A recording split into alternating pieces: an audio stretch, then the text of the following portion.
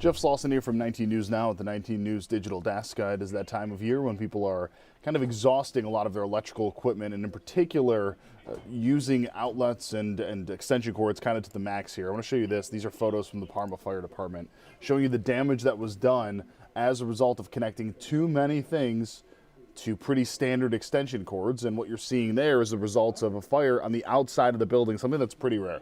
I want to kind of play this for you here. So you can see just how much damage was done to the actual extension cord itself, and then you can see the damage that was done then to the outlet right there, and ultimately, of course, the siding of the home. So we spoke to Parma about this because, yeah, this is a massive problem, something they see every year. And the problem is that many people just assume, it's not going to be my fault, or only happens to older people. In this case, that was a younger couple that owned that home. It's an older home that can catch on fire fairly quickly. Again, we spoke to Parma Fire earlier today about this. Well, drive for us in Parma. It's a little bit older section of town. And again, these residents had basically plugged in a bunch of Christmas lights, decorations.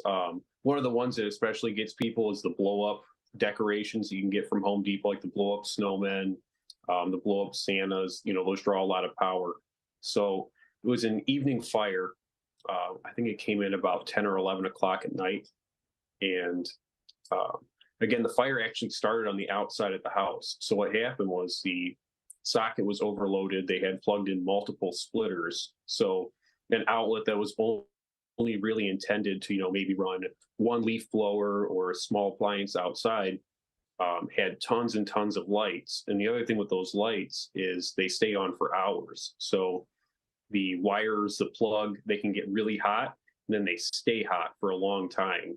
So the fire started on the outside of the house, actually worked its way up the siding and then into the roof and into the attic space.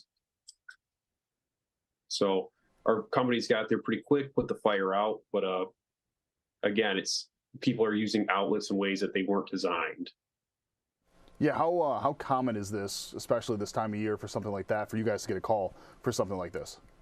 So the outside of the house, that's actually pretty rare. That's not usually what we experience. Usually it's people inside, right? So you have a ton of Christmas lights you want to plug in. Maybe you live in an older home, 1940s, 50s, 60s. It doesn't have a whole lot of outlets per room.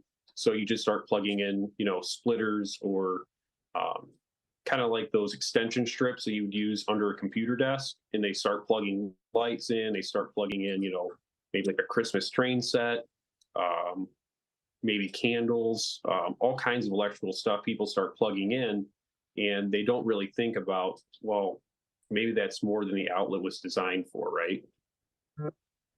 So actually, we usually see them inside, not outside. That was pretty rare. I think the key that you said there was the more that they're designed for. I know many people who plug in just an extension cord and then kind of string out from there. How dangerous is it for when people are connecting all of these things to sources that aren't necessarily built to handle that workload? Sure. So again, remember, extension cords are not designed to be permanent wiring. Usually they're made out of a thinner type cord. You get a lot of resistance. You get a lot of heat on that cord. It's super dangerous. Another thing that people will do, especially older people or senior citizens, is they'll put rugs down over the cords so they don't trip over them. And we see that a lot. And then actually electrical cords will build up heat underneath those rugs, and they can actually set the rugs and the floor on fire. And because it's kind of insulated, it takes a really long time for people to notice that. And we're now approaching a time when people are going to be having more people over, potentially plugging in different kitchen appliances, things like that. What would you say to people? What type of advice do you have for people as we approach that type of the season, and when you're having all those people around and using all those outlets? What type of tricks, what type of tips do you want people to know before that starts to at least heat up? Yeah, so older homes, sometimes the breakers will pop, sometimes they don't. A really good sign is if your breakers are popping, and you're having to go reset them all the time, it's really time to maybe limit what you're trying to plug into an outlet or into a circuit, right? Another thing too, if you're really not sure, again, a certified electrician can always come out and they can tell you what your breakers are rated for and about what you can plug into them at any given time. Occasionally, we'll actually see people screw pennies in behind old breakers, or try and keep the breakers open with a piece of wire. And we wholeheartedly discourage that. That is very dangerous, and that's a really good way to start a fire in a home, and we don't want to see that. You mentioned the older people here, and a lot of people are going to potentially watch this and be like, that's not me, I'm going to be fine, or at least laziness takes over. It's important for everybody to check to make sure everything's good and safe, because, yeah, I mean, something like this can happen to anybody or in any home. Right. I mean, it can happen in any home. It can happen to any people. And actually, the home that we just went to, that was a younger couple that was living in that home. So again, especially younger people, kids, you want to put up all the Christmas lights. Maybe try and keep it to a minimum, or maybe go with a lower draw option, right? So LED lights tend to draw a lot less power. You can put a lot more of them onto a circuit without them popping, as opposed to the old incandescent lights. So that's a really good idea. It's a really good thing that you could try. Yeah, and I understand people are thinking, well, it won't happen to me. It can, it will.